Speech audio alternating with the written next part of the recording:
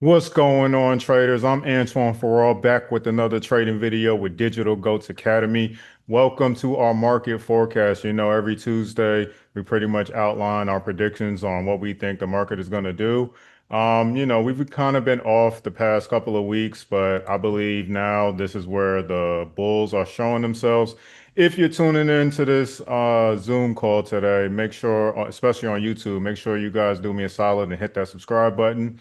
And make sure you like and comment if you see anything you would like us to discuss. But let me go ahead and share my screen real quick.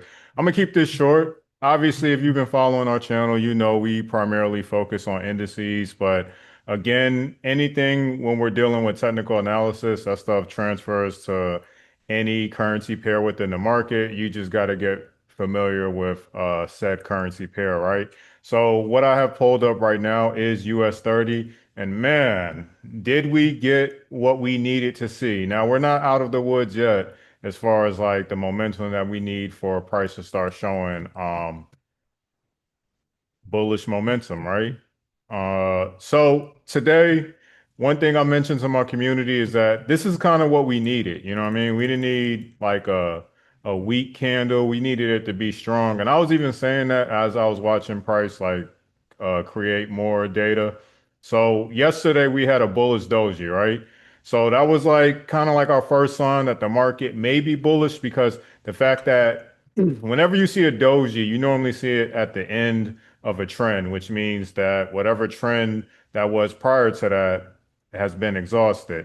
So when I saw this doji, that was my first indicator. On top of that, we're in that 45K range. The lowest point that US 30 actually hit was 44,000 like 790, which we talked about that before. So again, if you've been following our channel, you know we discussed this early on in the year, but again, because of, the uncertainty, the war, market manipulation, the market has definitely been playing us for a fool. But this was our overall prediction when we said that we were looking for some type of pullback or a cool off, some type of return in order to correct the bull trend, so price can still keep going in that direction. And I think this is the signs that we have that the market is trying to say, hey, buyers are in the market. Now, the one thing we wanted to see was that price was gonna pretty much collect the liquidity of October.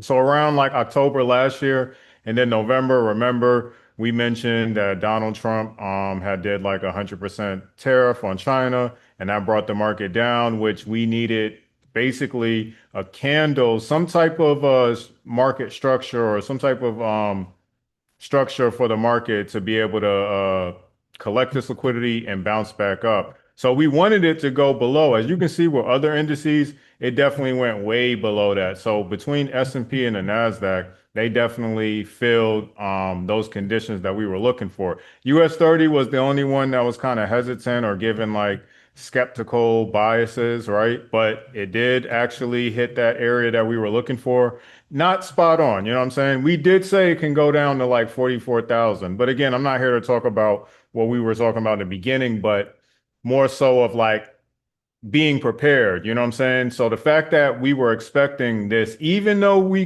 took a couple of hits on the downtrend, that pretty much showed us that price was trying to buy back up. So once it hit these levels, I was like, okay, I'm still looking for buyers to set in, but obviously we need some type of data point or market structure to confirm that yes, we are buy. I mean, we are bullish.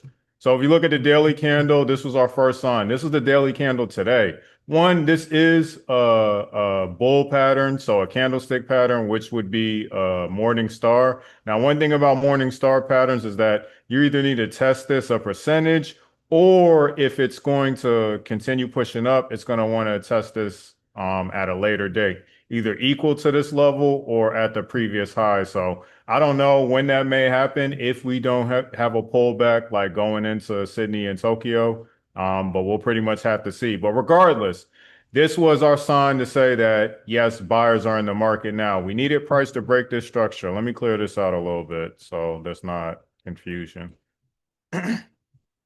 So we needed price to break pretty much where this wick is at, right? It did break that and close above. We don't need just a break. We need a close above. And we need a close above with like a strong indicator. So this I mean, bullish engulfing was pretty much the strong indicator saying that yes, we've closed above yesterday's daily high. Two, we brought a market pattern or a pattern in the market to confirm that buyers are trying to present themselves. And then second, we just needed basically price to show us moderate to strong bullish candle. And to me, we fulfilled all the conditions that we need. Now it's about how the market is going to play out. Obviously, we know when a morning star is presented that that's a bull pattern for the market to carry up, right? This is on a daily time frame, so it's very strong. Like it's pretty much giving you the conditions that it's very strong, you know what I'm saying? Because we close on a daily time frame. So this should pretty much close above all this structure after we get either some sort of correction, whether it's consolidation to bring the market back up, or if we're going to pull back. I'm hoping we just consolidate because we are going into Sydney and Tokyo. But again, I don't write the rules. I just trade them, you know what I'm saying? So within these parameters, I'm looking at this as market structure, obviously. So we had our first signs that the market is breaking. So we should end bullish the rest of this week. Unless the market decides to go like extremely bullish and then hit like a resistance point that we're not like paying attention to right now and then come down. But even with this move, like if it was going to continue selling, it shouldn't have pulled back as high as it did. It should have did like maybe this move should have been the pullback and then like another drop. But either way, price was already telling us that, we exhausted the sell. That was the sell was choppy. And since we're heading in, really, this is the first day of quarter two, because if you look at the east side of the world with like, in Europe and Japan, they're already on the next day. You know what I'm saying? So this is the start of Q2. And this is a good sign that we're seeing that the beginning of the April candle is starting off bullish. Let me see. Well, end of March, you know what I'm saying? But again, markets across the water are already, well, they're not open right now. They're about to open in like the next 4 or 5 hours, right?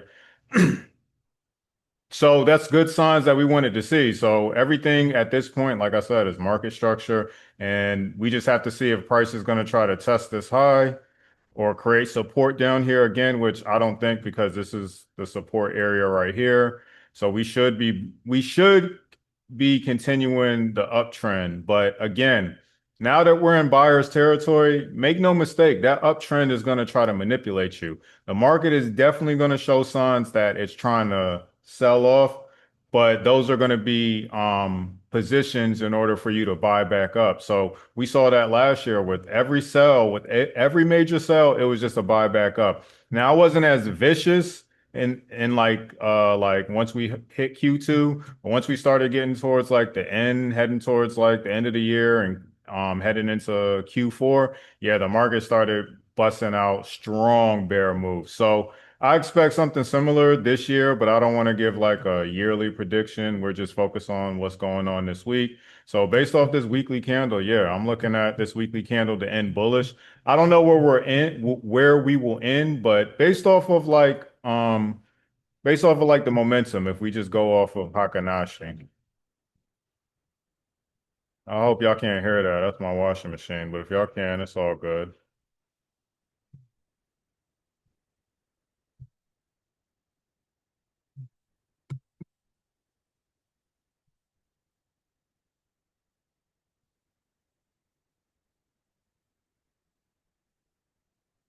So this is how the Hakanashi candle closed. It's not really showing like that necessary momentum, but this is showing the switch, the change in direction.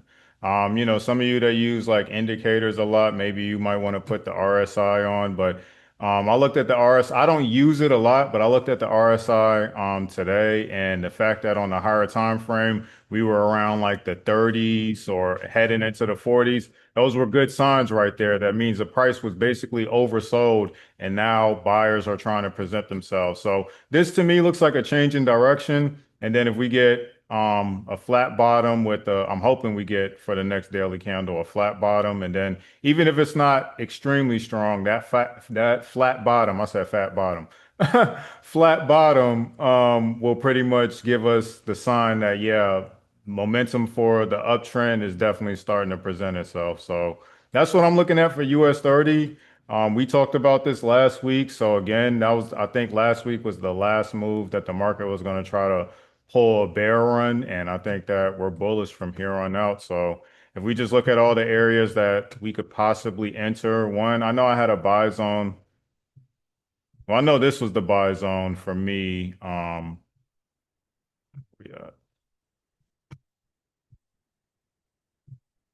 So I was buying pretty much ever since the market gap. So I bought down here yesterday, price tested this gap, which was definitely the confirmation that I needed. I was actually surprised because of how aggressive like the sell was, but this was what it was basically the market was trying to test to correct itself. So once it got bullish from there, I was like, yeah, this is the sign we need. And this was consolidation. So we broke out of consolidation. Again, with indices, with consolidation, the momentum tends to stay like to that direction.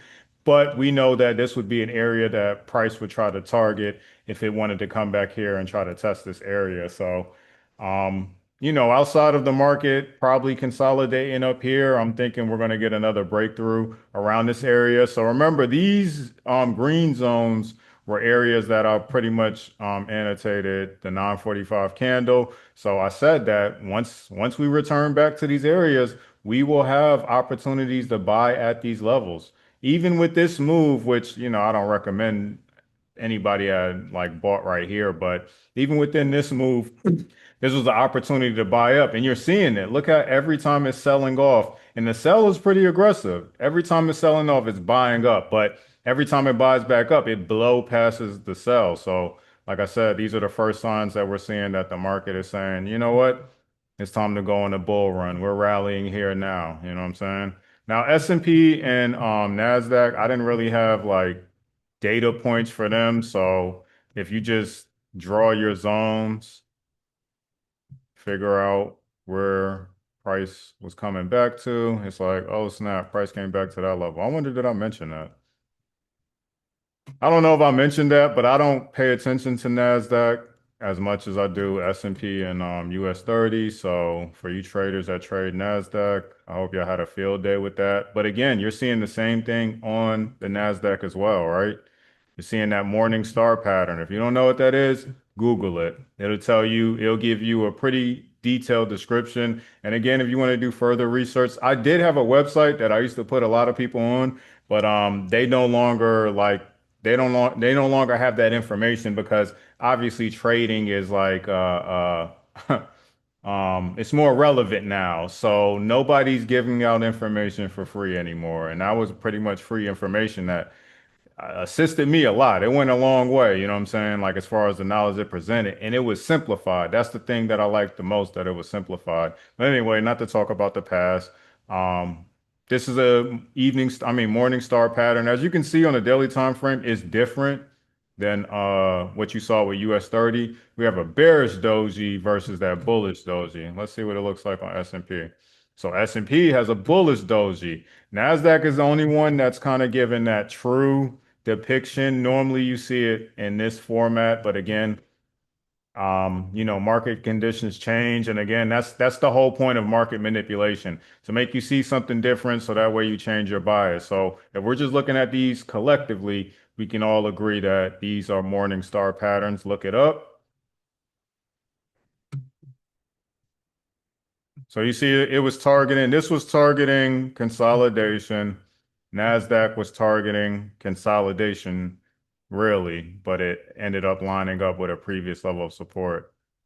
So if you see that's consolidation right there, I'm gonna highlight that. We're gonna treat that as consolidation, even though we have market structure right here. You can see the dip right there, and then that was the dip right there. I mean, you can even say this area tested the previous high of the zone. But again, this is market structure, so the only thing you need to care about is like how did it dip? All right, we have one dip right there. We have another dip that constitute as what? Support. So we do have our support structure. Now we just need to see how the market is going to play out in order to start breaking these levels. For me, if it was going to continue selling, like I said, it shouldn't have made it this high, even though this is the previous This is the previous low. But to me, that's going to be a trap because if we're going to sell, we would probably need to be a little bit higher. And I'm going to show S&P for that example because remember we talked about consolidation moving downward. When it does that, price breaks out. It definitely did that, but I was just seeing it on a smaller I really wasn't paying attention to the higher time frame, which bit me in the butt, obviously. So in theory, if we were looking for the sell, right? Now, this can give you opportunity if price isn't buying up like past these levels, right? So if prices is selling, we need to see something like this. What am I trying to do? Obviously, boom. And then somewhere up here to meet this pattern. That's what we're focusing on. Now, I'm not saying that's what's going to happen. I'm saying that if basically the buy becomes exhausted, that's probably what we're looking at to happen. Now, because we see this, I see this, I know the market sees this. Make no mistake, it'll probably go up here regardless, and then still try to act like it's selling off or pulling back, and then people are jumping for a sell, and then it could possibly spike up. More people jumping for a sell, more market's gonna say, I'm gonna screw you over. You know what I'm saying? So I would say just exercise some type of patience. But from here up into here, we're looking at buys all the way back up and at least to this zone. So that means the same thing with NASDAQ, would have to climb like somewhere up here, which was like a major sell zone. So if it comes back up here and it starts showing signs that we're selling, then we have to respond accordingly. But make no mistake, any form of market structure, the market is going to react to that. So it may not be a sell, but it may do like a strong reaction, like it is trying to sell, and then wick back up. So just be open-minded and pay attention to those fake outs that the market is definitely going to try to do. Trying to enter around Sydney and Tokyo, I wouldn't recommend that. I would be a little bit more patient, but market conditions have changed where we could see like a short-term rally for Sydney, Tokyo, and then it trying to stall out or consolidate going into London and then make another move tomorrow. I haven't even seen what the news is tomorrow. The only thing I know is that it's non-farm payroll this week, which has been benefiting us. I am surprised how well the market has been like responding, even though it's been extremely volatile. The only thing is that you have to be in your position with indices and just kind of wait for the market to play out. Trying to re-enter after you made profit, yeah, that may like work against you. You know what I'm saying? But last but not least, so across the board for indices, I'm bullish. But last but not least, cryptocurrency. As you can see, this was the monthly open that we annotated. I don't know if you remember, like this is what we mentioned that price could test within this box. So we said that this was the buy zone for Bitcoin, but obviously around that 65K area, it's been bouncing between the low of 60 and the high of 76K, right? But this was the open of the monthly candle of last month's candle.